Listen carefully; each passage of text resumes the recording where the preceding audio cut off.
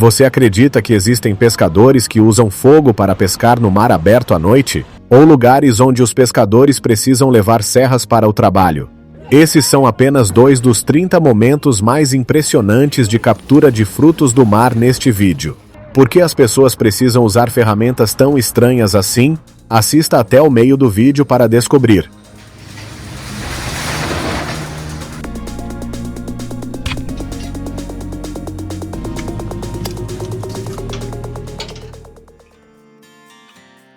Esses pescadores japoneses estão capturando peixes amarelos com redes fixas. Essa profissão está ligada a eles há muitas gerações.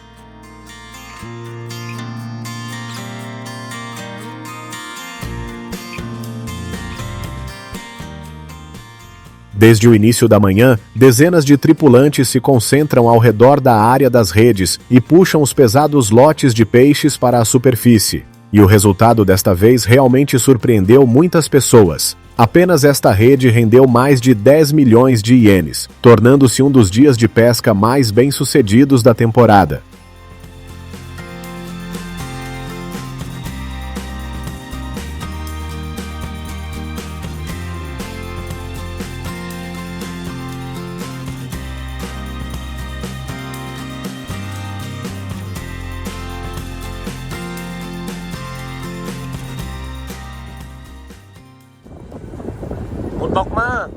Em seguida, uma viagem de pesca de anchova nas águas do Vietnã. Quando a noite cai, os barcos começam a acender fileiras de lâmpadas de alta potência para atrair cardumes de anchovas para a área das redes.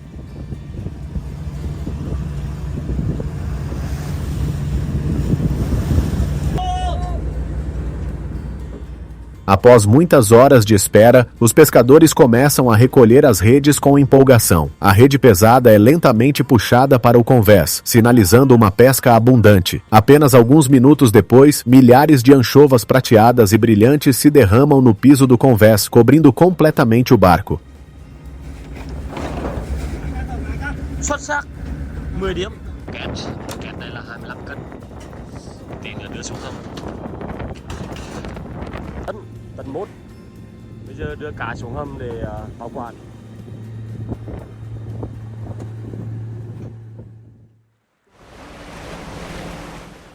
Saindo dos mares calmos, chegamos à pesca de polvos gigantes na costa da Coreia do Sul. Aqui, ondas de 2 a 3 metros de altura aparecem com frequência. Em um dia de trabalho de pico, eles podem recolher mais de 1.400 armadilhas.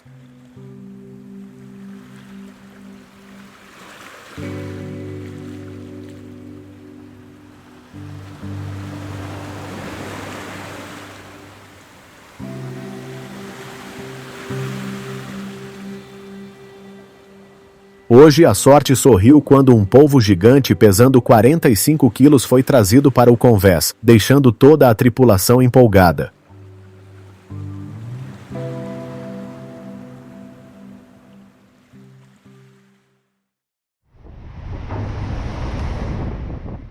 Em seguida, a pesca de bacalhau preto no frio mar de Barents, na Rússia. O sistema de guincho hidráulico range a cada puxada ao trazer a enorme rede do fundo do mar. Apenas nesta noite, os pescadores capturaram 7 toneladas de peixes. Em vez de despejar no convés, todo o peixe é despejado diretamente no porão inferior, economizando tempo e preservando a frescura logo após a captura.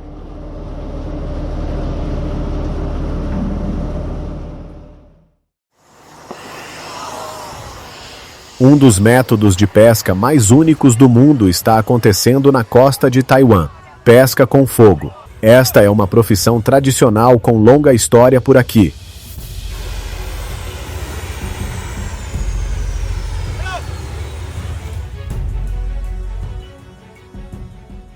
O fogo é usado porque ajuda a atrair rapidamente cardumes de peixes para perto da superfície, criando oportunidade para lançar as redes e capturar grandes lotes.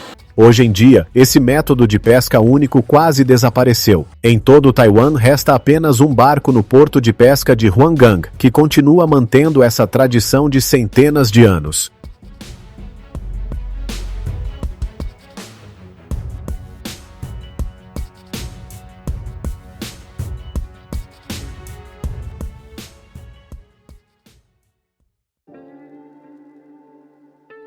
É a temporada de caranguejo peludo no Mar de Okhotsk, em Hokkaido. Desde o início da manhã, a tripulação começa a puxar as armadilhas para a superfície. Cada vez que uma armadilha surge, ela geralmente está cheia de caranguejos peludos em movimento constante. No convés, os pescadores classificam imediatamente os caranguejos por tamanho e qualidade antes de armazená-los. O trabalho acontece em alta velocidade, com centenas de armadilhas sendo recolhidas seguidamente.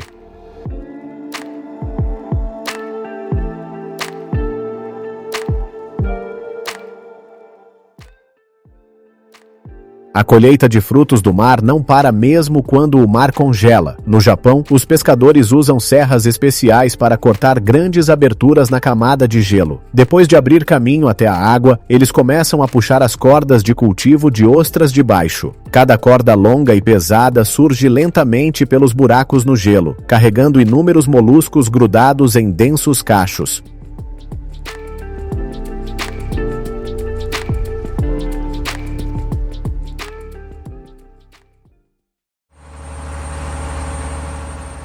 O próximo local é nas águas do porto de Le Tréport, na França. Os barcos de pesca usam dragas de fundo para capturar vieiras.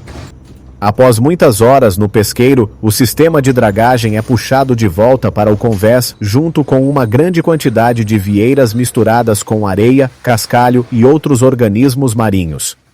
Por isso, os pescadores precisam classificar rapidamente, mantendo apenas as vieiras com tamanho padrão.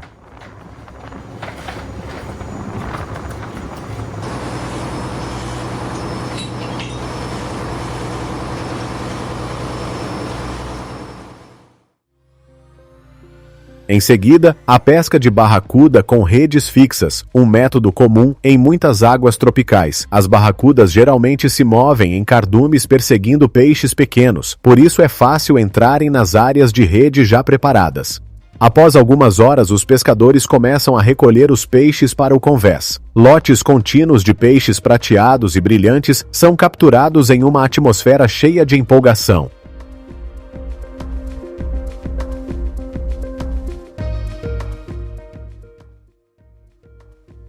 Em seguida, uma impressionante captura de salmão com rede de cerco. Este é um método amplamente utilizado em muitos grandes pesqueiros do mundo. Toda a tripulação trabalha em coordenação perfeita para puxar a pesada rede para fora da água. O volume de peixes capturados é tão grande que a rede fica esticada ao máximo sob o peso da captura. Em apenas uma recolhida, a produção chegou a centenas de quilos de salmão.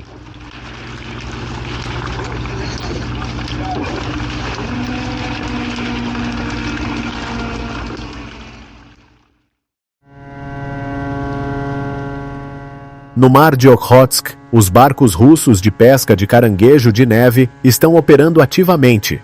Cada armadilha pesada é puxada para fora da água pelo sistema de guincho, trazendo caranguejos de neve deliciosos. Os pescadores abrem rapidamente as armadilhas, despejam os caranguejos na mesa de classificação, verificam o tamanho e selecionam os indivíduos que atendem aos padrões. Depois, as armadilhas são devolvidas ao mar para a próxima rodada de pesca.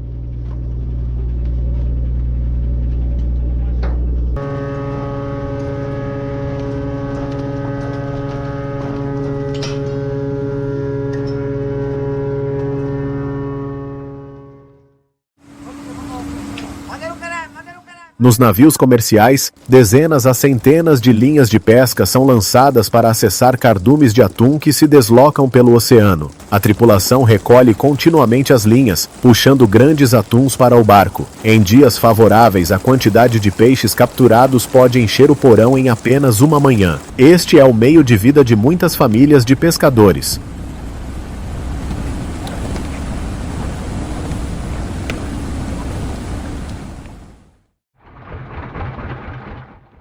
Os peixes não são capturados apenas com redes ou varas, mas também com armadilhas. Este é um método simples, mas que oferece resultados estáveis para os pescadores costeiros. O resultado de cada captura deixa todos animados quando há dezenas de quilos de pargo e outras espécies marinhas valiosas dentro.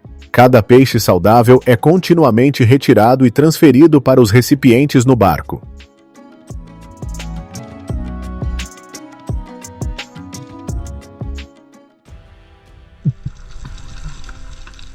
Outro método único de pesca é o uso de arpão com arma.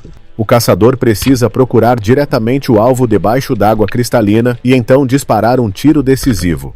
Cada oportunidade dura apenas alguns segundos, pois os peixes estão sempre em movimento e podem desaparecer instantaneamente ao perceberem o perigo. O caçador deve calcular distância, direção de nado e o momento exato de puxar o gatilho com precisão.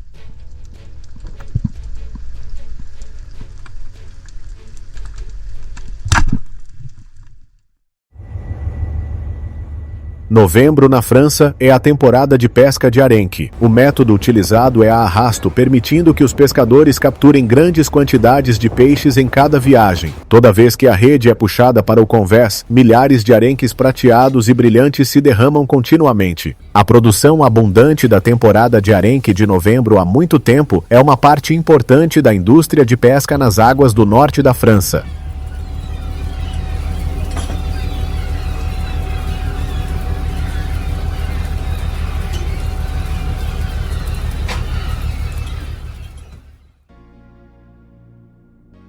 O próximo local são as Ilhas Lofoten, na Noruega, um dos pesqueiros de bacalhau mais famosos do mundo.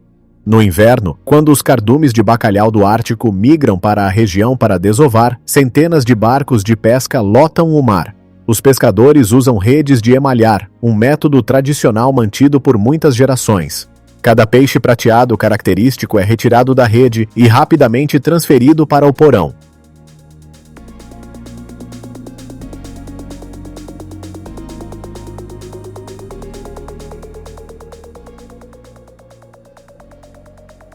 A colheita de pérolas hoje em dia geralmente ocorre em fazendas marinhas. Das estruturas de cultivo submersas, os mergulhadores descem, selecionam algumas ostras e as levam para a terra, onde são processadas. Lá, cada ostra é aberta com cuidado para verificar a formação da pérola no interior.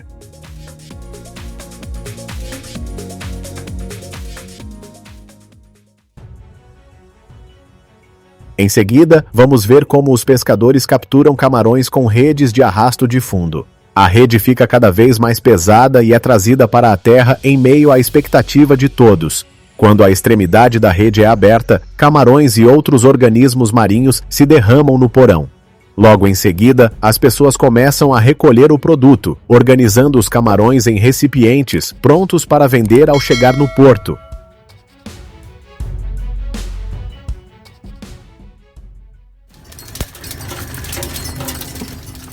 O método de pesca mais simples é o uso de espinhel, linha longa. Depois de lançar o sistema de linhas com vários anzóis nas águas por onde os cardumes passam, os pescadores só precisam operar o guincho para recolher a linha. Graças a esse sistema, o trabalho fica muito mais fácil. Em dias favoráveis, os pescadores conseguem capturar centenas de peixes em apenas uma manhã.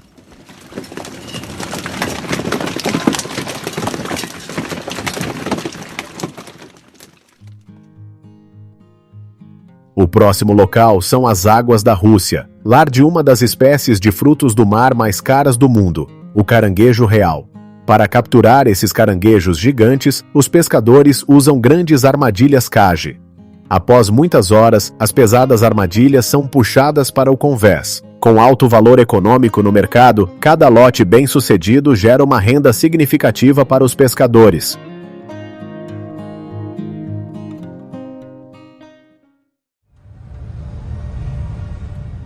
Nem todas as atividades de pesca acontecem no mar aberto. No Sri Lanka, a pesca com rede de praia é um método comum. Depois que a rede é lançada ao mar, dezenas de pessoas seguram as cordas e puxam em direção à praia por várias horas. O ritmo constante de puxada reflete a experiência e o espírito de união transmitidos por gerações. Quando a rede chega à praia, as pessoas dividem o trabalho para colocar os peixes em cestos, prontos para vender.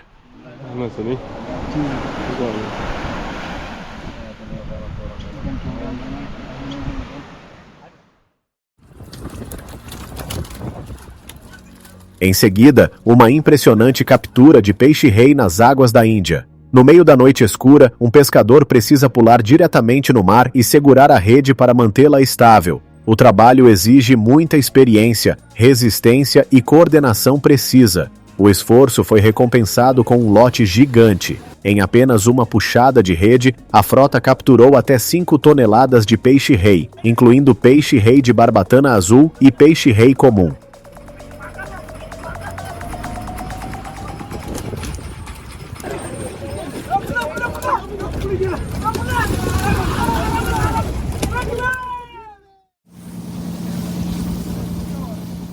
A Índia também é o país das sardinhas. Ao avistar um cardume, os barcos rapidamente lançam redes de arrasto e começam a fechar o cerco. Após pouco tempo, a rede fica pesada com milhares de sardinhas prateadas e brilhantes amontoadas dentro. Quando a rede é puxada para o convés, os peixes se derramam em fluxos contínuos, cobrindo o piso do barco.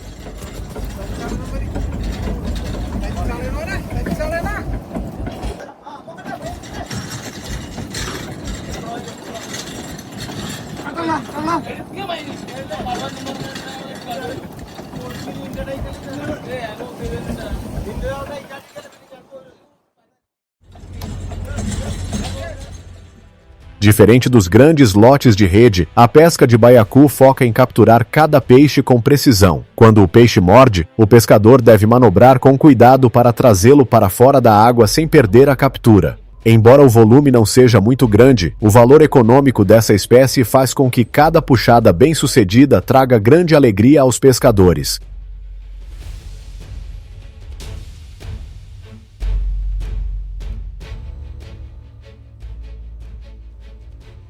Em seguida, vamos ver a pesca de lulas com rede de arrasto. Após muitas horas de operação no mar, a rede pesando centenas de quilos é puxada de volta para o barco. Quando a extremidade é aberta, inúmeras lulas frescas se derramam continuamente nos recipientes. Para manter o máximo de frescor e valor comercial, os pescadores congelam as lulas ainda a bordo.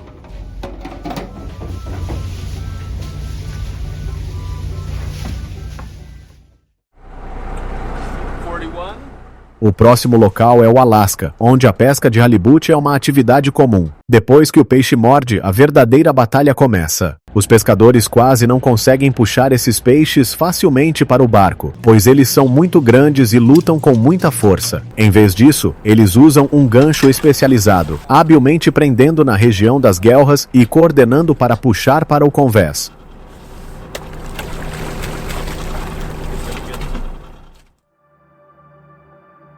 Para capturar pepinos do mar, os pescadores precisam mergulhar diretamente no fundo do mar profundo. Na água azul cristalina, eles vasculham lentamente entre as camadas de areia e sedimentos onde os pepinos do mar geralmente se escondem. Cada vez que encontram um, o mergulhador o recolhe rapidamente e coloca na cesta que carrega consigo. O trabalho se repete por muitas horas, exigindo alta concentração e resistência impressionante.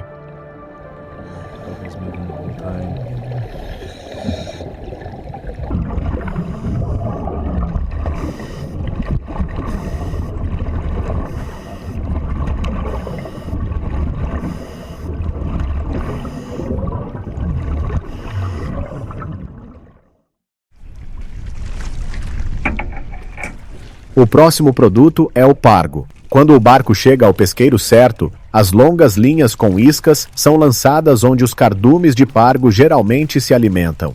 Sem necessidade de redes gigantes ou equipamentos complexos, tudo depende da experiência do pescador e da paciência de esperar.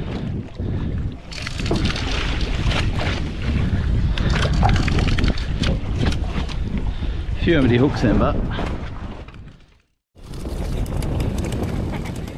O próximo local é a Indonésia. Quando a rede é puxada para perto do barco, toda a equipe se divide rapidamente em grupos para trabalhar simultaneamente. Um grupo se concentra em segurar e fechar o cerco, enquanto o outro usa pequenas redes de arrasto para recolher continuamente os peixes da rede e trazê-los para a terra.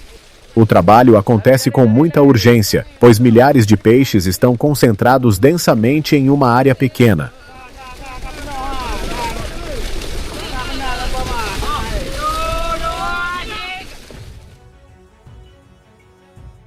A temporada de lagosta chegou no sudoeste de Nova Escócia, no Canadá. Quando a temporada principal começa oficialmente, centenas de barcos de pesca saem carregando armadilhas preparadas com cuidado. Após o tempo de molho no fundo do mar, os pescadores começam a colheita. Cada armadilha é puxada para o convés, revelando lagostas saudáveis com suas características garras grandes.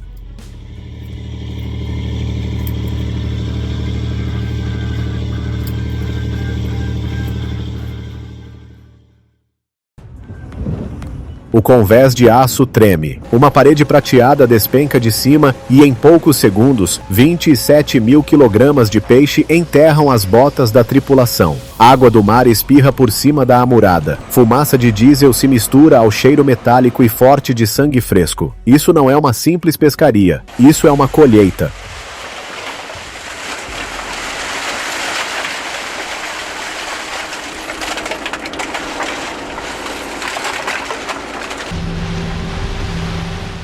Todo ano, as frotas pesqueiras do Japão puxam quase 4 milhões de toneladas de frutos do Mar do Pacífico. 4 milhões de toneladas. Para visualizar esse número, é uma quantidade de peixe suficiente para encher 80.000 piscinas olímpicas padrão. Mais pesada que 400 porta-aviões da classe Nimitz juntos. E quase nada disso é capturado manualmente.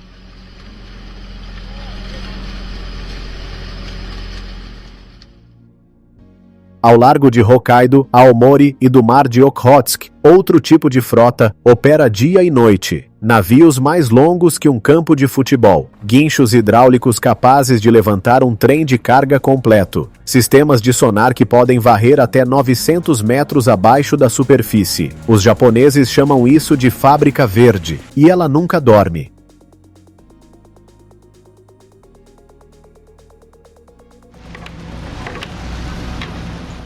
Ao amanhecer, um único navio de cerco industrial engole 90.000 quilogramas de cavala. Ao meio-dia, uma frota de dragas ao largo de Hokkaido já varreu 30 quilômetros quadrados de fundo marinho. À meia-noite, os navios de pesca de Lula iluminam o horizonte com tanta intensidade que satélites em órbita baixa conseguem localizá-los do espaço.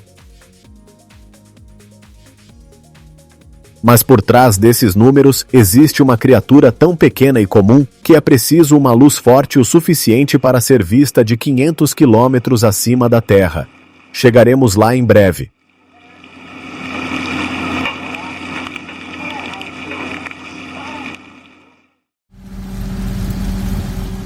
Agora, vamos começar pelo local de maior produção. Vamos começar com a avalanche prateada.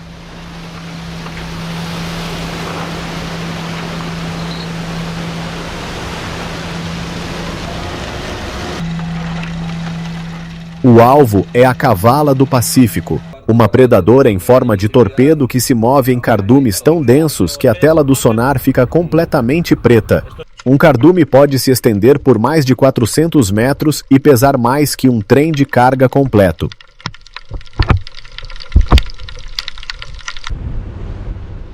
A arma escolhida é a rede de cerco. Uma parede de rede de 1.200 metros de comprimento e 75 metros de profundidade, equivalente ao comprimento de 14 quarteirões de rua seguidos. Quando o cardume é localizado, a frota se posiciona e a rede é lançada em um amplo arco ao redor do cardume.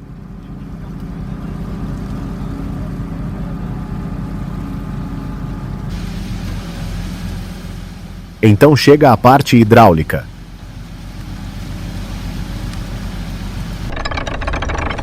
Um bloco de transmissão com capacidade de tração de 15 toneladas começa a fechar a rede de cerco. Pressão de 350 bar corre pelos cabos de aço grossos como o pulso de uma pessoa. A superfície da água dentro da rede ferve. 300.000 cavalas, cada uma pesando quase 1 quilograma, batem contra a rede em um único pânico coletivo.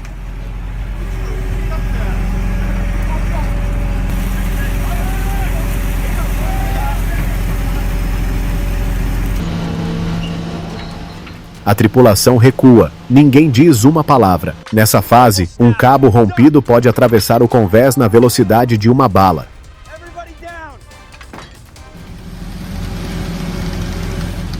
A caçamba mergulha no bloco de peixes em ebulição e levanta 7.000 kg de uma só vez, equivalente ao peso de um touro africano adulto, pingando água do mar e se contorcendo em prata. A carga cai no porão refrigerado, onde a temperatura está travada em menos 2 graus Celsius.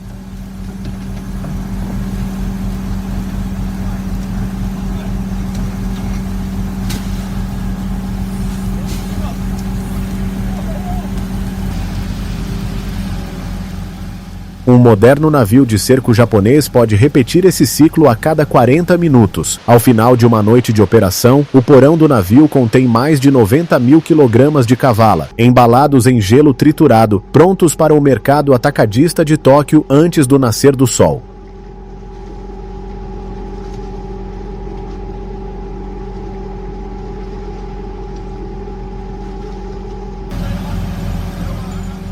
Mas isso é algo que a maioria das pessoas nunca vê. O centro de gravidade de um navio desse tamanho é extremamente delicado. Se o sistema hidráulico calcular errado a força de levantamento, ou se uma onda rolar na direção errada no momento exato, esses 90.000 kg de peixe se tornam uma bola de demolição dentro do casco. Já houve navios que viraram e afundaram em menos de 90 segundos, puxados para baixo pela própria carga. –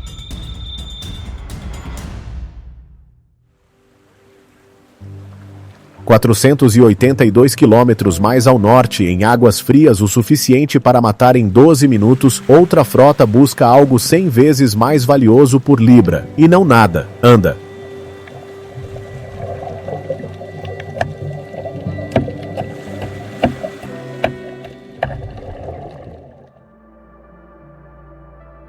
...300 milhas ao norte de Tóquio, ao largo dos penhascos de Hokkaido, um mergulhador desliza para baixo da superfície. A temperatura da água é de 7 graus Celsius, fria o suficiente para paralisar mãos nuas em menos de 4 minutos. Fria o suficiente para que, mesmo com uma roupa de mergulho grossa, o corpo ainda queime 800 calorias por hora, apenas para se manter aquecido.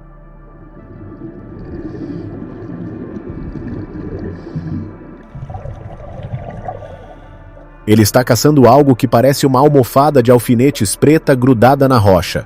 Ouriço do mar. Ou, como o mercado de Tóquio chama, uni. Além disso, nessa área também existe uma espécie premium de ouriço do mar chamada Enzo, com espinhos curtos característicos.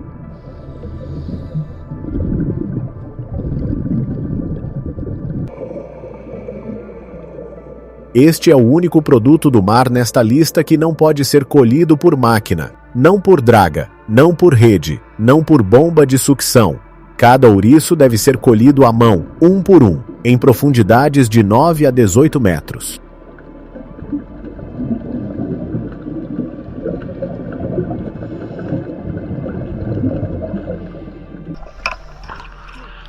E é exatamente esse trabalho manual que explica o preço.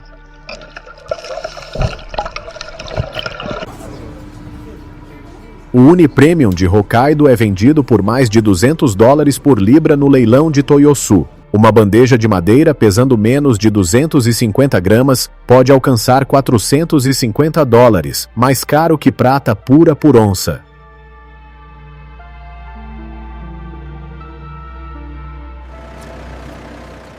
Na superfície, outra etapa está em andamento. Dentro de instalações de processamento estéreis ao longo da costa, a carga é separada, e as línguas laranja douradas, a parte realmente comestível, são extraídas com a precisão de uma cirurgia.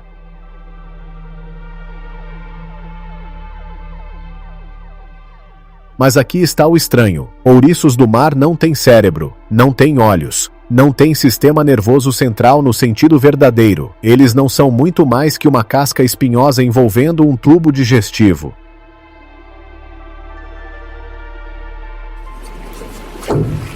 Então, como algo tão primitivo consegue sustentar uma indústria bilionária?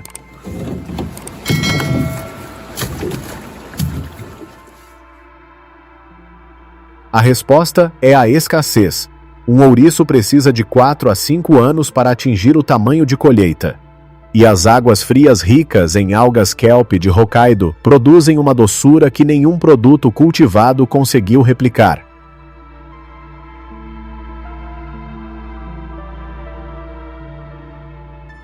Os mergulhadores sabem disso, os leiloeiros sabem disso. E todo inverno, quando a costa de Hokkaido congela, os preços disparam.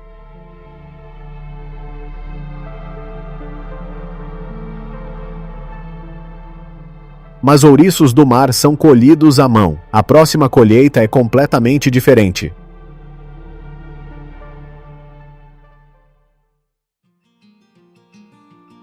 Seguindo pela costa de Hokkaido, outro som se infiltra no ar. O rangido de aço contra pedra. O ronco ofegante da hidráulica sob carga. O gemido profundo de um guincho puxando algo pesado do fundo do mar.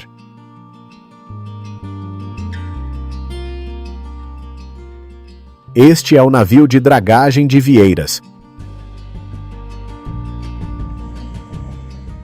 O alvo é a vieira gigante japonesa, um molusco bivalve que pode crescer do tamanho de um prato de jantar, com concha pesando quase meio quilograma e um único músculo valendo $15 no mercado global. Hokkaido produz mais de 500 mil toneladas por ano, cerca de 70% da produção total de vieiras do Japão.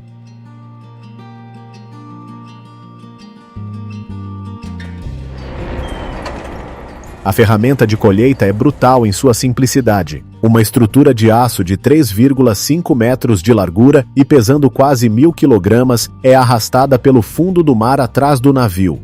Correntes raspam o sedimento. Um saco de rede é puxado atrás, coletando tudo que o ancinho levanta.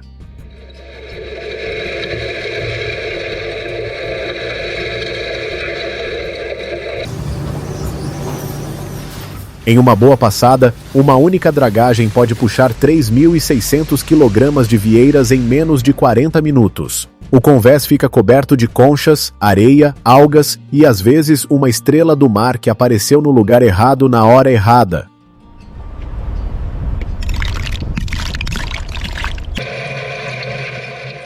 Mas o fundo do mar não é um estacionamento.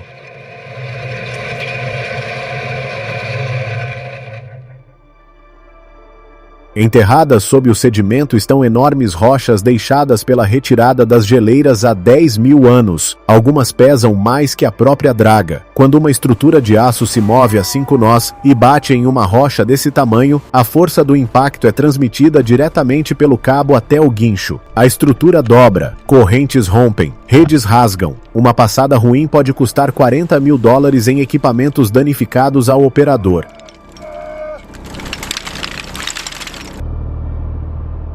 E isso é em um dia normal.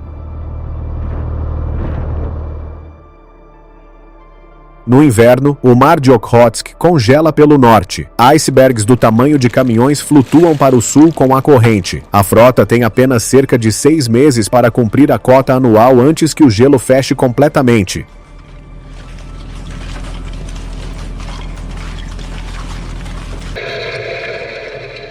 Mas vieiras não são a única coisa esperando debaixo d'água depois que escurece. 300 quilômetros mar adentro, o horizonte está prestes a pegar fogo. –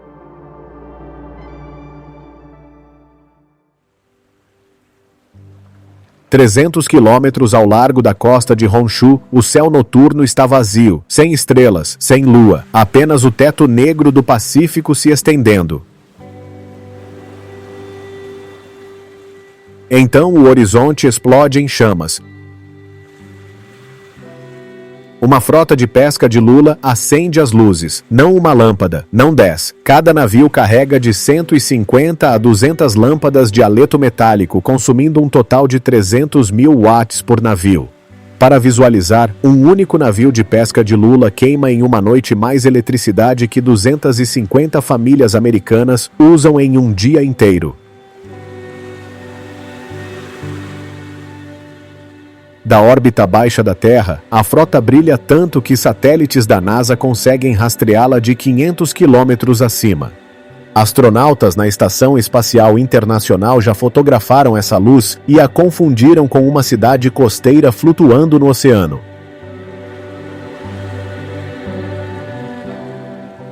O alvo é a lula voadora do Pacífico. Uma predadora ágil que ejeta tinta, caça a 180 metros de profundidade durante o dia e sobe perto da superfície à noite para se alimentar. As luzes exploram esse instinto. As lulas seguem a luz para cima, e a frota está esperando.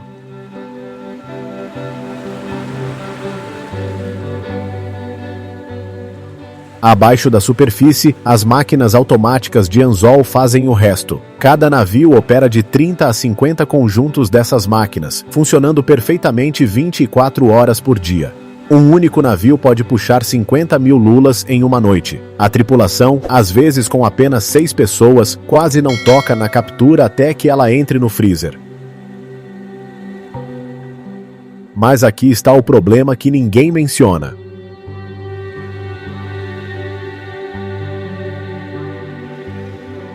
300 mil watts de luz geram um calor enorme. A temperatura do convés perto das lâmpadas pode ultrapassar 50 graus Celsius, mesmo no meio do oceano gelado. As lulas estragam muito rápido. Em apenas 90 minutos fora da água, a carne começa a se decompor. Por isso, a frota instalou Freezers Blast diretamente no porão, capazes de baixar 22 mil quilogramas da captura da temperatura da água do mar para menos 40 graus Celsius em menos de 3 horas.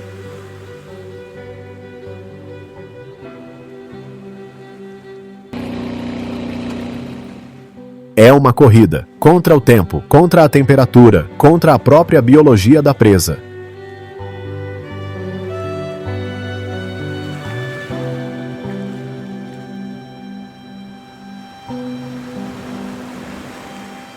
E enquanto as luzes queimam a noite toda, bem ao norte, outra frota avança para águas frias o suficiente para matar.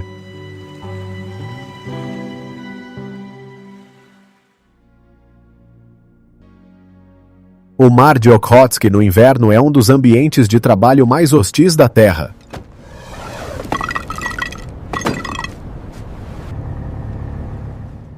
Temperatura do ar, menos 23 graus Celsius. Temperatura da água, menos 1 grau Celsius, logo abaixo do ponto de congelamento graças ao sal. Altura das ondas, frequentemente mais de 6 metros. Uma pessoa que cair no mar sem traje de sobrevivência tem cerca de 4 minutos antes que os músculos congelem e ela afunde.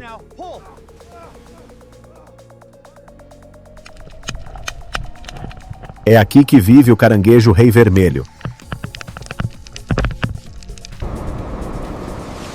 O alvo é uma criatura que pode se estender por 1,8 metro de ponta de pata a ponta de pata e pesar até 13 quilogramas. Carapaça completa, movimento lento, e vale de 40 a 60 dólares por libra no cais, com o tipo Premium chegando a mais de 80 dólares para o consumidor final.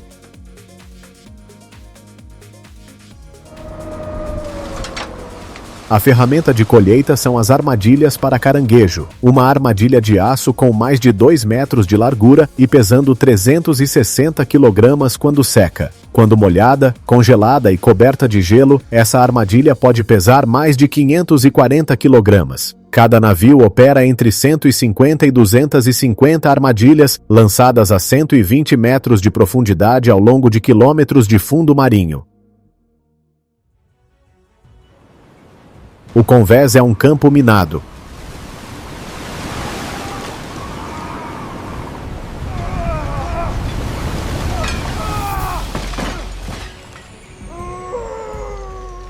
Cabos de aço sob tensão, armadilhas balançando no guincho, gelo se formando em todas as superfícies planas, às vezes adicionando 20 toneladas ao topo do navio em uma única noite. Peso suficiente para virar um navio menor sem aviso.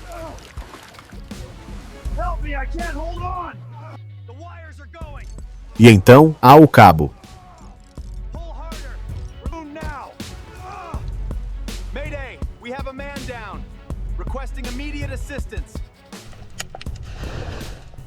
Quando uma armadilha é puxada da profundidade, centenas de metros de cabo se enrolam no convés. Basta um passo descuidado, uma bota presa em uma volta errada do cabo, e a armadilha de 360 kg despenca de volta para o fundo do mar a 9 metros por segundo, levando consigo tudo que estiver preso. A tripulação chama isso de ser levado. Não há como escapar de ser levado.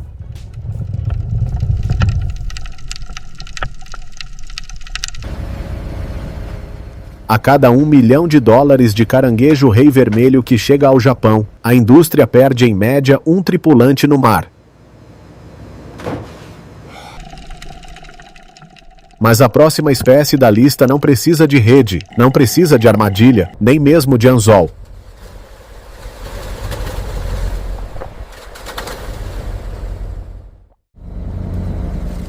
Ela entra direto na armadilha.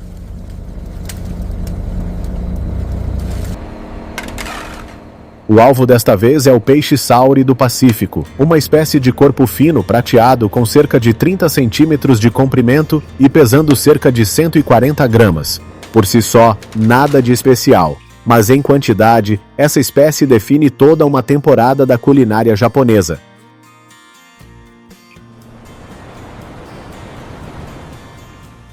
Todo outono, centenas de milhões de sauri migram para o sul ao longo da costa do Pacífico. A frota não os intercepta com redes tradicionais. Usa algo mais estranho.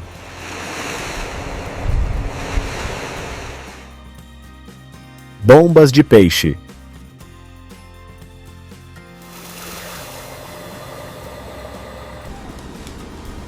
É um tubo de aço de 30 centímetros de diâmetro conectado a um sistema de vácuo industrial capaz de mover 9.000 kg de peixe e água por minuto.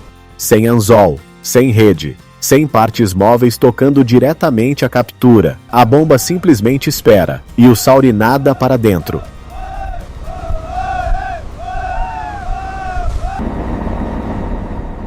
O atrativo é a luz.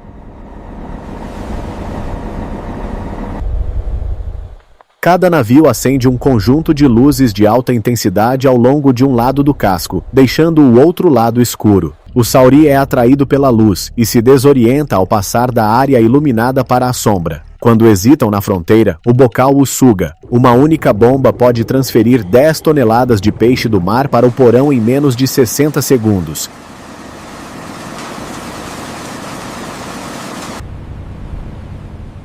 Mas por que isso funciona?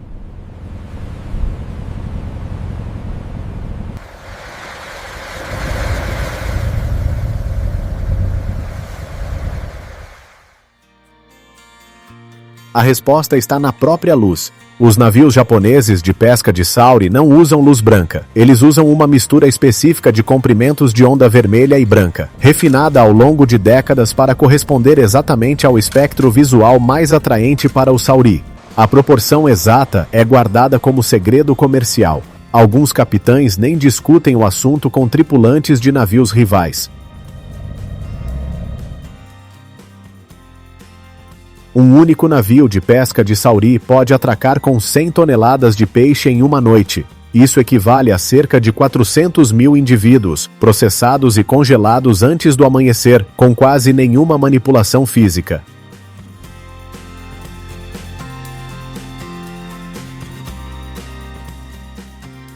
Este é um dos sistemas de colheita mais eficientes já construídos. No entanto, a apenas 1.600 quilômetros ao sul, outra frota faz exatamente o oposto, de propósito.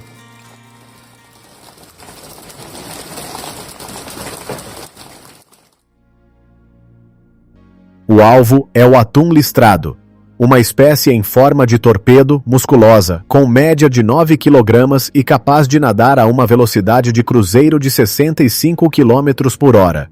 Mais rápido que um urso pardo em carga. Mais rápido que a maioria dos carros em área escolar.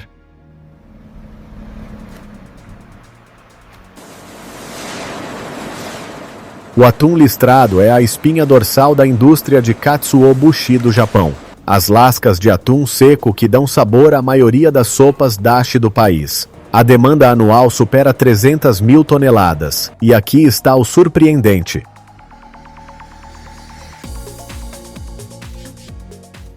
Uma parte significativa dessa produção ainda é capturada manualmente.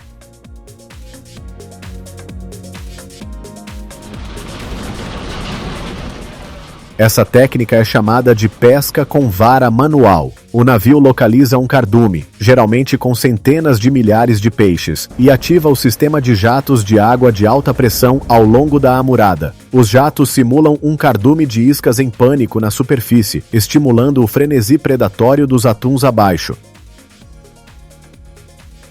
Então a tripulação começa a trabalhar. Até 50 pescadores trabalham simultaneamente ao longo da amurada. O ritmo é mecânico. Peixe morde. Peixe sobe ao convés. Anzol volta para a água. Em uma boa sessão, o convés fica coberto de prata antes que o cardume perceba o que aconteceu.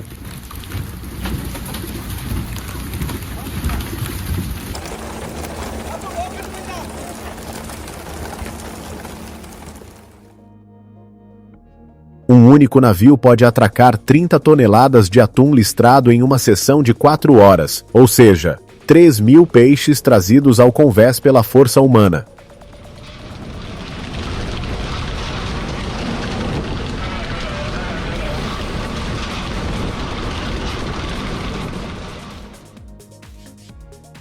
Então, por que isso ainda não foi automatizado?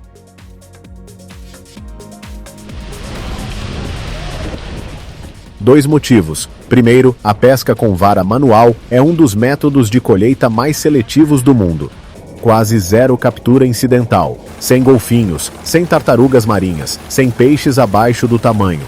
O anzol pega um atum listrado do tamanho certo ou não pega nada. Segundo, um peixe chega ao convés em poucos segundos após sair da água e não tem tempo de machucar, estressar ou liberar ácido láctico que estraga o sabor. O mercado japonês paga mais por essa qualidade e nenhuma máquina consegue igualar.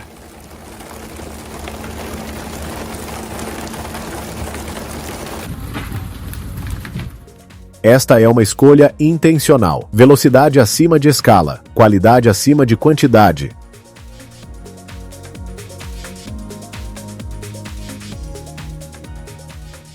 Mas a próxima espécie da lista opera em uma escala completamente diferente. Um único espécime processado corretamente pode valer mais que toda a produção de atum listrado de uma pequena vila.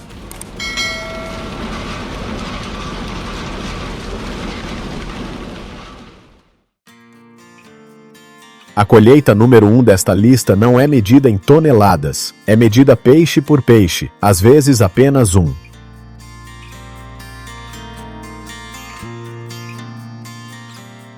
O alvo é o atum bluefin do Pacífico, um predador de sangue quente que pode atingir 3 metros de comprimento e mais de 270 kg, mais rápido que um veleiro, mais forte que um touro, e em 2019, um espécime de 277 kg foi vendido no leilão de Toyosu em Tóquio por 3 milhões e 100 mil dólares, ou cerca de 11 mil dólares por quilograma, mais caro que ouro puro na época.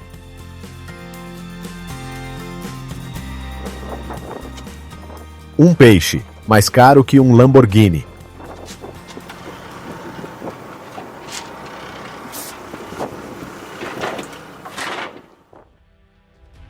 Os navios que caçam atum bluefin não são os enormes navios de cerco industrial mencionados antes. São menores, mais rápidos e muito mais especializados. A maioria carrega tripulação de 4 a 6 pessoas.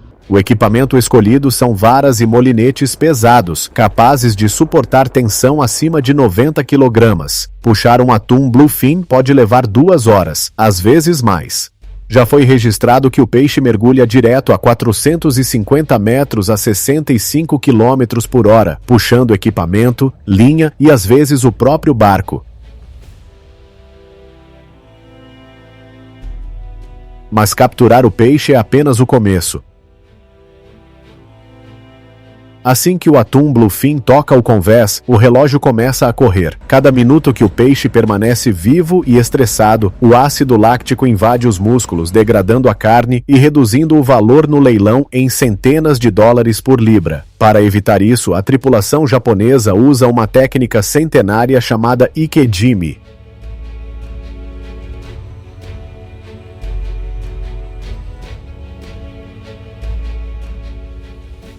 A tripulação japonesa usa uma técnica centenária chamada Ikejime, um método que interrompe instantaneamente o sistema nervoso do peixe, travando a carne no pico de qualidade antes que a química do corpo possa degradá-la.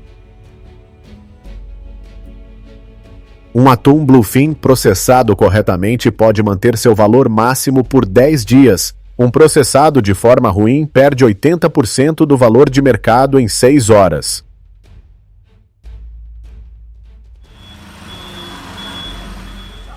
Então vem o leilão.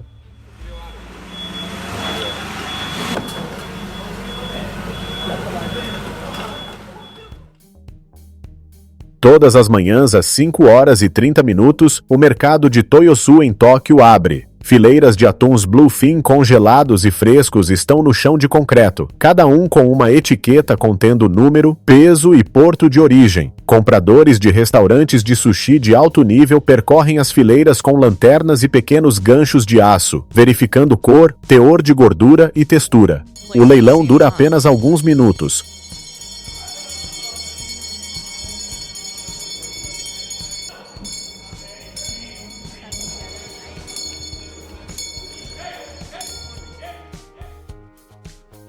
Para o pescador que capturou o peixe, esses minutos podem mudar tudo. Um atum bluefin do peso certo, na estação certa, com distribuição de gordura correta, pode pagar a dívida de um barco inteiro. Uma hipoteca, um barco novo, o sustento de um ano de uma família, tudo decidido por um peixe e um leilão.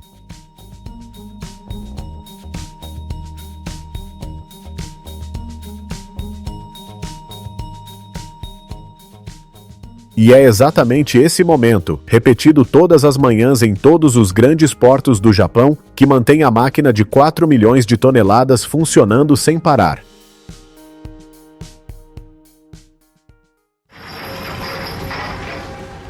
A Fábrica Verde é um dos maiores e mais tecnologicamente avançados sistemas de produção de alimentos da Terra.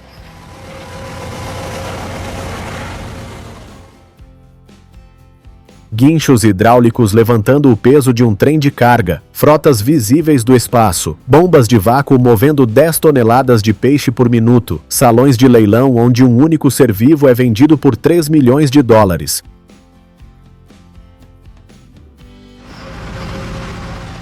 Mas a própria frota que construiu essa máquina também sabe o que acontece quando ela pega demais.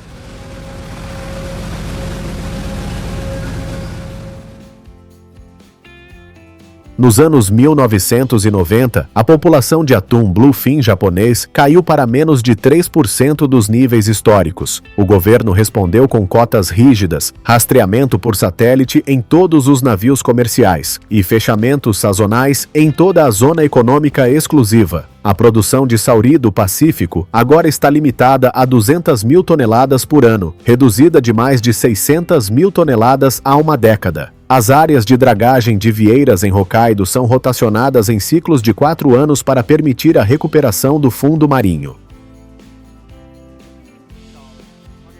Este não é um sistema perfeito. Nenhuma pescaria no planeta é perfeita. Mas é a diferença entre uma frota que desaparece em 20 anos e uma frota que ainda estará operando daqui a 200 anos.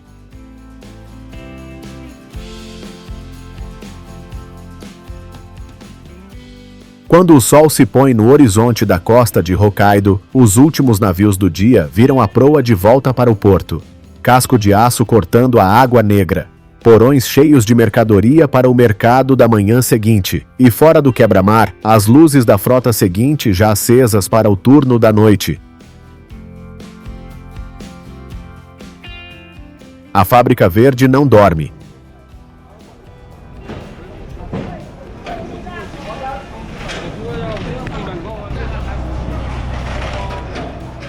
Amanhã, tudo recomeça.